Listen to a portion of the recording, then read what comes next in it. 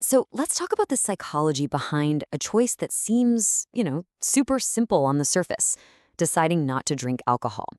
But as I think a lot of us know, in social situations, that simple choice can get, well, surprisingly complicated. You've probably felt this, right? That really specific, kind of awkward social friction. You're at a party, maybe a work thing, and pretty much everyone has a drink in their hand, but you don't. And all of a sudden, this totally personal choice can make you feel like you're on the outside looking in. And that feeling brings up a really fascinating question. Why does our decision to stay sober sometimes make other people feel uncomfortable?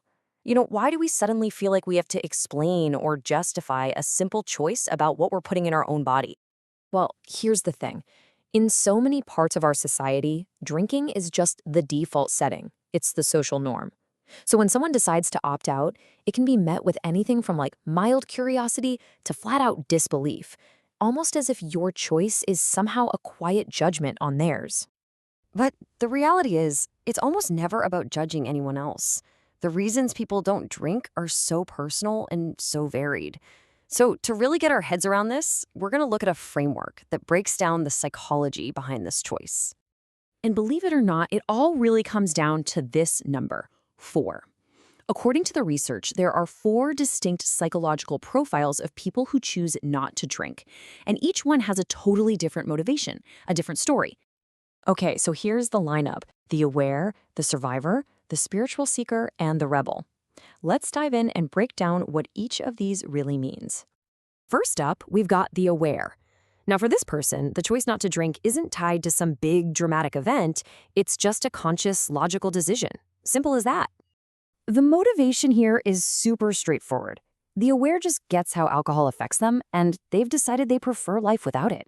They value things like mental clarity, physical health, and just feeling in control. So they proactively choose what's best for them, no matter what everyone else is doing. It's really just pure self-awareness in action.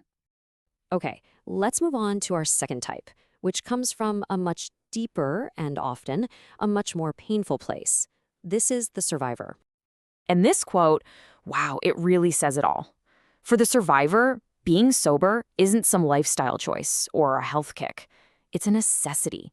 It is, quite literally, about survival. We're talking about people who have seen the destructive power of alcohol up close and personal, maybe through their own past struggles or through family trauma or abuse. Their choice is a profound act of reclaiming their life and their future. And this is exactly why that social pressure to, oh, just have one, can be so incredibly damaging for them. Next up, we have a type whose choice is guided by something more internal, maybe something you could call higher. This is the spiritual seeker. The spiritual seeker sees alcohol as something that just clouds the mind. It gets in the way of personal growth. For them, sobriety is a tool, a path toward achieving inner peace, being fully present and connecting with themselves on a much deeper level. This could be rooted in a formal religion or just a personal quest for enlightenment.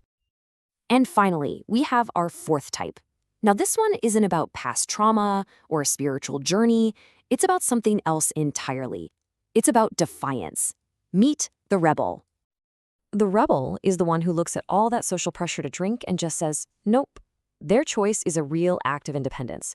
They're challenging that core idea that you need alcohol to have a good time or to be social. It's this powerful statement of self-empowerment that basically says, I don't need this to be me. So there you have it, the aware, the survivor, the spiritual seeker, and the rebel. 4 really different paths that all lead to the exact same choice. And this brings us to what might be the most important takeaway from all of this. And here's the crucial point. The decision is always personal. Whether it's for clarity, for survival, for spirituality, or for independence, that choice belongs to the individual. And it really deserves our respect and our understanding, not our questions or our judgment. And with that understanding, it's probably worth turning the lens back on ourselves for just a second. Let's reflect not just on the choice not to drink, but maybe on the choice to drink. So I'll just leave you with this final question to think about. How often do we really stop to consider our own motivations?